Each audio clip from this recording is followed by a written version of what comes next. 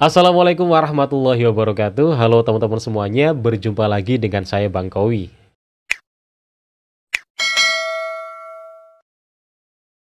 Dan di video kali ini saya akan ngebahas perihal kabar yang lagi gencar dibahas di tongkrongan saya, di lingkungan kerja saya. Dan juga ada beberapa teman viewer yang pengen saya ngebahas perihal hal ini, yaitu terkait beberapa peserta yang dinyatakan lulus dalam seleksi CSN dan ketika proses pemberkasan, akhirnya mereka memilih untuk mengundurkan diri. Nah, ini kalau teman-teman juga ngikutin platform dari BKN ya, atau mungkin platform yang berhubungan dengan pembahasan ASN, di situ udah banyak berita yang mengabarkan beberapa peserta yang mengundurkan diri dengan berbagai alasan dan juga sanksi yang akan mereka terima. Dan di situ yang paling menarik yang ingin saya bahas adalah terkait alasan mereka untuk mengundurkan diri. Secara umum alasan mereka ada dua. Yang pertama, ada yang beralasan mereka tidak suka dengan penempatannya karena penempatannya dirasa sangat jauh dari domisili mereka. Jadi ada yang penempatannya itu di luar provinsi, bahkan ada yang di luar pulau, sehingga mereka akhirnya memilih untuk mengundurkan diri. Nah, alasan yang kedua ini yang menarik yang ingin saya bahas adalah terkait gaji.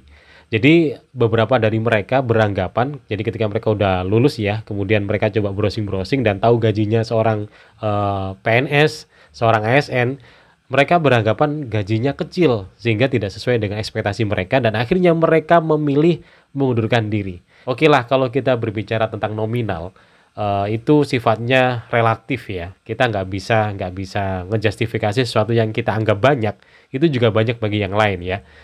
Karena kalau kita berbicara tentang rupiah itu memang sangat perspektif, sangat relatif, dan kita nggak bisa ngukur. Cuman banyak teman-teman yang sering dengar ada pernyataan, daripada kita jadi PNS gajinya cuma segitu aja, mending kita jadi pengusaha yang gajinya lebih gede, yang kita bisa memiliki penghasilan dalam sebulan itu bisa di angka 10 juta ke atas. Saya dulu sepakat dengan hal ini bahwa memang untuk menjadi banyak duit atau kaya, mending kita jadi pengusaha gitu ya. Jadi pengusaha daripada kita jadi PNS. Pengusaha kita lebih enak, lebih santai, gajinya gede. Cuman ini ada cerita, ini ada cerita real, nyata. Ini teman saya sendiri. Dia dulu juga sering ya bercanda di tongkrongan gitu bahwa ya lebih enak kita jadi pengusaha. Karena kalau jadi pengusaha gajinya gede. Dia pada saat itu usahanya masih belum begitu besar, tapi penghasilannya sebulan dia bersih nerima minimal 10 juta. Jadi selalu di angka 10 juta gitu ya. Dan ternyata kita tahu kemarin di tahun 2019 akhirnya mulai ada yang namanya wabah pandemi COVID-19. Dan itu berjalan sangat lama sampai tahun 2021. Dan teman saya ini usahanya itu berhubungan dengan hal-hal yang bisa terbentur dengan adanya wabah ini. Dan ketika wabah ini menyerang, pandemi ini ada di Indonesia, akhirnya dia kena dampaknya. Akhirnya dia mengalami bangkrut dan omsetnya menurun dan akhirnya dia menyadari bahwa menjadi pengusaha itu selalu ada kemungkinan-kemungkinan untuk jatuh atau selalu ada kemungkinan untuk finansialnya itu berubah drastis, anjlok ke bawah gitu.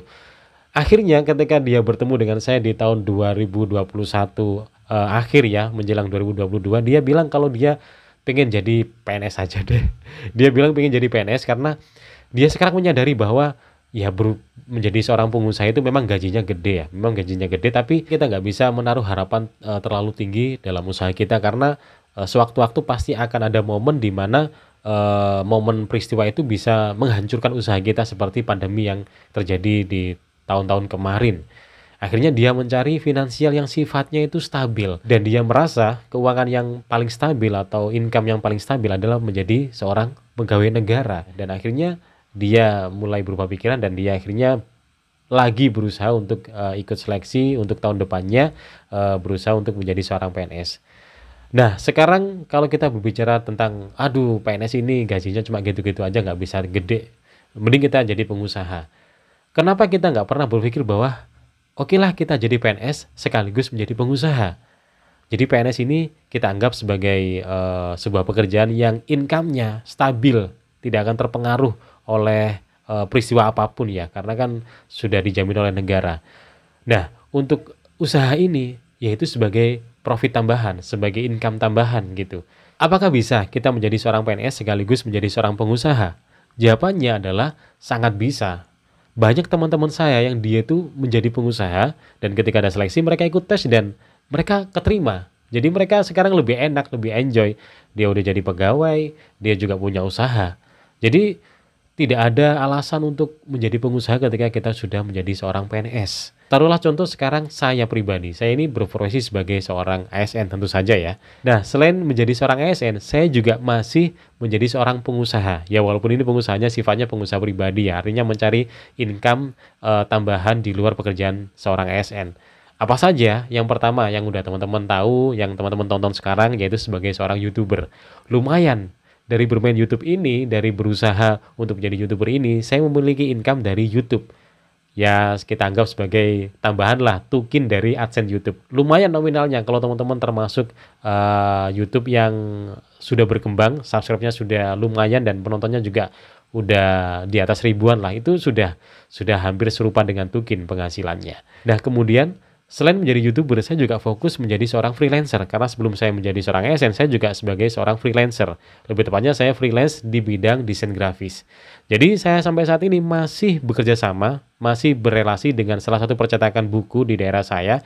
Dan saya di situ freelance-nya adalah sebagai desain grafis cover buku yang ada di percetakan. Dan juga sesekali saya juga ikut penggarapan dalam hal layout, kemudian editing, dan lain sebagainya berhubungan dengan pencetakan buku. Selain itu juga saya masih berkecimpung di dunia pelatihan. Jadi saya juga freelance-nya yaitu sebagai pelatih untuk persiapan lomba membaca puisi, drama, teater, kemudian yang berhubungan dengan public speaking, kadang juga ngisi seminar, ngisi workshop, menjadi juri, dan itu semua masih bisa saya jalankan dengan stabil dan tidak ada yang terganggu di antara semuanya gitu loh. Jadi menjadi PNS itu nggak masalah. Kita masih bisa menjadi pengusaha, masih bisa mengambil dari penghasilan yang lain kok. Jadi profesi ASN ini kita anggap sebagai profesi yang income-nya insya Allah stabil. Nah, untuk tambahan lain itu ya bagian dari tambahan income kita. Jadi apa salahnya kita menjadi seorang PNS sekaligus menjadi seorang pengusaha? Kan lumayan, ya kan? Rezeki bisa datang dari banyak arah. Tapi walaupun teman-teman sudah memilih untuk tidak jadi PNS ya nggak masalah, itu kan sebuah pilihan. Cuman di sini saya coba memberikan sebuah wacana. Barangkali teman-teman yang udah mengundurkan diri kemudian nonton video ini bisa berubah pikiran dan untuk di 2 tahun selanjutnya bisa ikut lagi barangkali. Kalau untuk tahun besok kan nggak bisa karena ada sanksi, nggak bisa ikut selama setahun. Atau mungkin untuk teman-teman yang sekarang masih belum punya keinginan untuk ikut seleksi setelah nonton ini, mungkin akhirnya punya keinginan untuk ikut seleksi. Nah, kira-kira itu yang saya bahas pada kali ini. Mudah-mudahan ini juga bisa memberikan wacana buat teman-teman semuanya.